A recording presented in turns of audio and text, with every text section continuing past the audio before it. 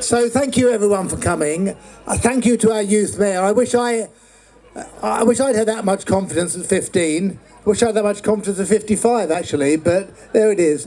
I've done something very unusual. You have to bear with me. I've actually written a speech in honour of this occasion and then deleted it and then rewritten it again. But I wanted to do that because I think this is a very, very important day for Hammersmith, but also for the country.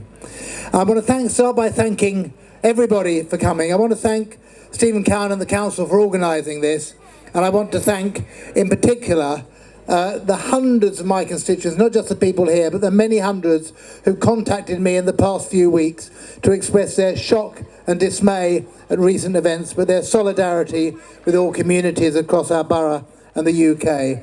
And I will speak briefly because I think it is that range of voices that we want to hear today. Because my job is to represent those views in Parliament and to tell our new government what we, the people of Hammersmith, demand of them. We live in extraordinary times. From the terrible murder of my friend and colleague Joe Cox to the vote to sever long-established ties with our European neighbours, to political turmoil at home and violence and terror abroad.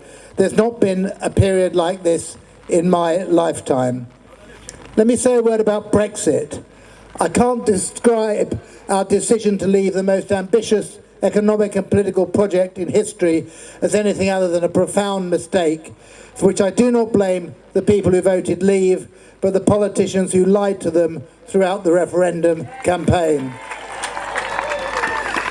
In 2008, we were the victims of a deep recession which may have been caused by the actions of bankers and governments around the world, but which no one purposely wanted or provoked.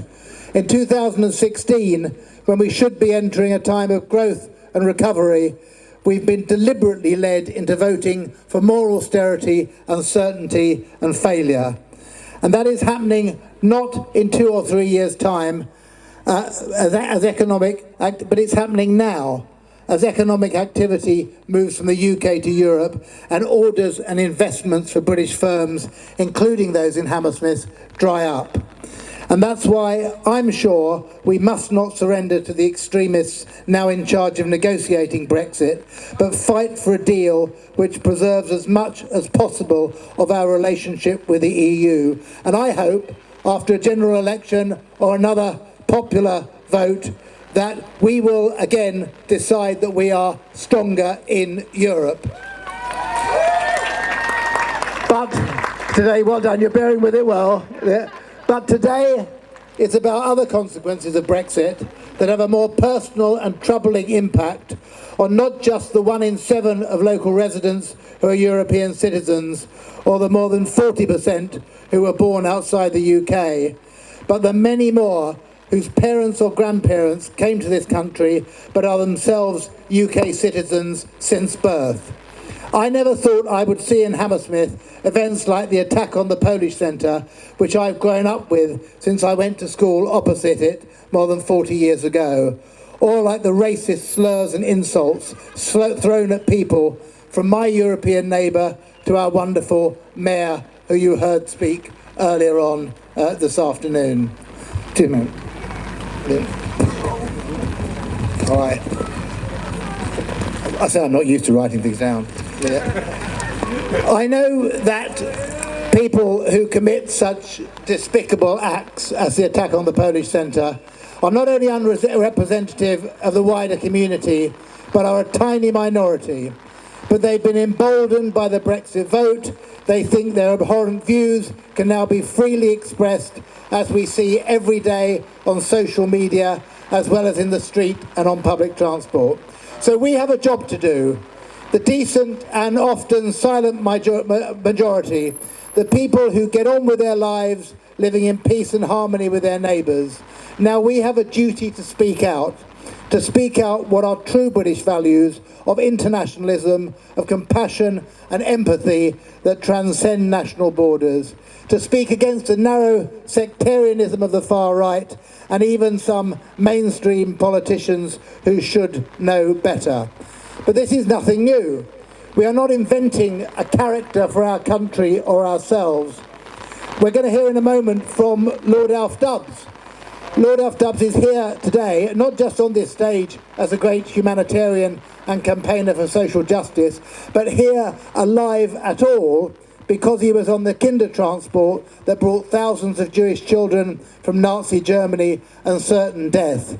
We did the same for Basque children, starved by Franco in the Spanish Civil War, for Ugandan nations persecuted by Idi Amin, for the Vietnamese boat people. We should be doing the same now for Syrian children, including those trapped in the squalor of the Calais jungle camp that I visited. And I've just retweeted a photograph from 1938 of Oswald Mosley speaking in Stanlake Road in Shepherd's Bush. And when Mosley came to speak in those days in Hammersmith, my dad was part of the counter-demonstrations to that. And I do not want to live in those times again, but I want us all to stick together and stand up for each other. I think our nation is in shock at the decision we've unwisely made to exit the EU and at the dark forces that decision has unleashed. But our response to that gives us an opportunity which we must seize, to reconnect with Europe, to assert our internationalism and humanity, and to hug closer our friends and neighbours here in our own communities. That is our mission in the coming weeks and months, and if we all work together to achieve it, we will not only make our own society better and stronger, but we will set an example to other countries struggling even more than us with the forces of reaction and oppression. So thank you very much for coming today. I've even seen the rain off, this speech has been so long. It shows Hammersmith and Fulham is united and strong in the face of adversity, and that our message of hope and unity will win. Thank you very much.